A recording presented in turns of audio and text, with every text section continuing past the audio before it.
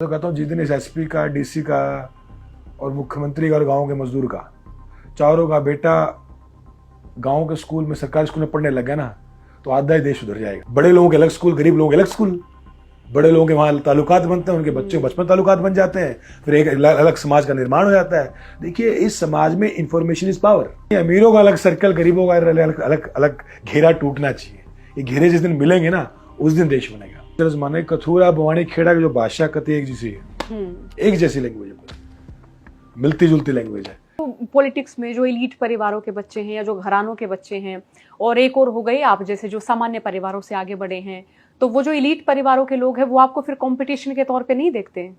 हमारा तो किससे कंपटीशन है? हमने कंपटीशन आज ठीक है, चलता रहता है सबका आपस में, लेकिन वो बात है कि आप किस दृष्टिकोण से राजनीति कर रहे हैं। राजनीति में अपनी अंतर विरोध चलते हैं, पर आखिर आपकी मंजिल क्या है? जैसे मेरी तो आखिरी में एक ही मंजिल है कि देश का गरीब और अमीर एक ही लाइन में खड़ा हो। ये देश के गरीब और अमीर को एक ही शिक्षा, चिकित्सा मिले। मैं तो कहता हूँ जिस दिन इस एसपी का, डीसी का और मुख्यमंत्री का और गांव के मजदूर का चारों का बेटा गांव के स्कूल में, सरकारी स्कूल में पढ़ने लग गया ना, तो आधा ही देश उधर जाएगा।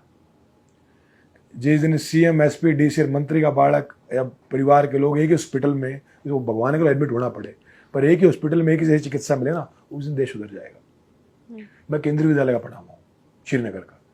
जिस दौर में वहाँ पढ़ा मैं, केंद्रीय विद्यालय, गाँव के सरकारी स्कूल से वहाँ गया था, तो वहाँ पे उस समय सीबीएसई के स्कूल्स नहीं थे वैली में, क्योंकि टेररिज्म बहुत पीक पे था, आतंकवाद था उस दौर में, कारगिल वॉर के बाद।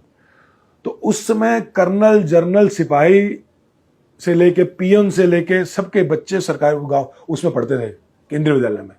तो उसको जो स्तर था ना, एक अलग स्तर पे, उसका बहुत अच्छा लेवल। अब शिक्षा, जितने स्टूडेंट्स से, टीचर्स, अच्छा माहौल था।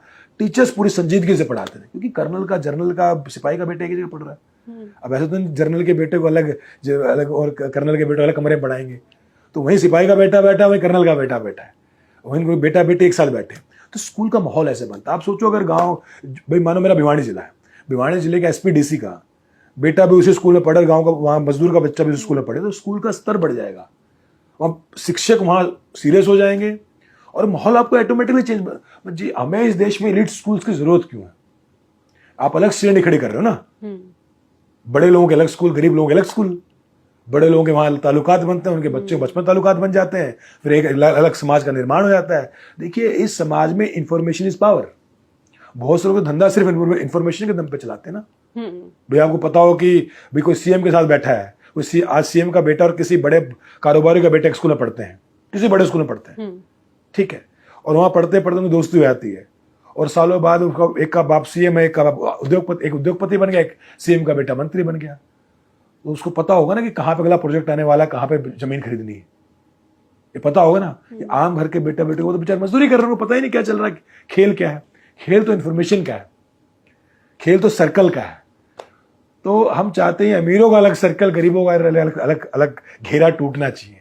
ये घेरे जिस दिन मिलेंगे ना, उस दिन देश बनेगा। अच्छा, भवानी खेड़ा में चुनाव लड़ते हुए कोई फनी मोमेंट्स हुए कि स्पीच है या कुछ और इस तरीके के? पूरे रैंडम स्पीच दी, फनी तो क्या, हम तो 20 दिन में गए। हाँ। तो 20 में टाइम कम मिला थोड़ा, तो पहली बार ही गया था मैं तो भवानी खेड़ा। अच्छा, हरियाणा के आदमी को हिंदी में स्पीच देगा ना, इतने ध्यान तो नहीं सुना। अरे हरियाणवी बोलेंगे मैंने तो पूरी हरियाणा में स्पीच दी, पूरा सारा हरियाणवी बोली जितनी बोल पाऊँ, राजी हो गए सब। बड़ी हरियाणवी स्पीच दी, लोगों ने बहुत प्यार दिया, अच्छे लोग हैं बहुत। और अपना जो गांव कथूरा है, अचरज माने कथूरा, बवानी, खेड़ा की जो भाषा कती एक जैसी है, एक जैसी लैंग्वेज है, मिलती जुलती लैंग्वेज है, और बड़े अच्छे लोग हैं। मतलब, और इलेक्शन में तो बीमार हो गया मैं, दूसरा दिन है मेरा, तो गड़ बैठ गया, पूरा बीमार हो गया, फिर करते करते दवाइयाँ ली, पर ठीक है, चुनाव अच्छा एक्सपीरियंस रहा। अब जनता के लिए 5 साल संघर्ष करेंगे, वहाँ बैठेंगे। मैं तो उसके बाद भी कई बार गया, अब जाता रहता हूँ। अभी आया था मैं, कल ही वहाँ से आया हूँ, तो अच्छा, बहुत प्यार मिल रहा है, और जनता अभी भी तैयार है। हरियाणा की जनता हिम्मती जनता है, इतनी टूटेगी नहीं। अभी आगे भी हम लोग, मैं पूरी उम्मीद है कि जनता के साथ मिलकर संघर्ष करेंगे, और सब लोग तैयार हैं। और हरियाणा में देखना आप, एक दिन बदलाव होगा, बड़ा बदलाव, सामाजिक बदलाव भी होगा हरियाणा के अंदर।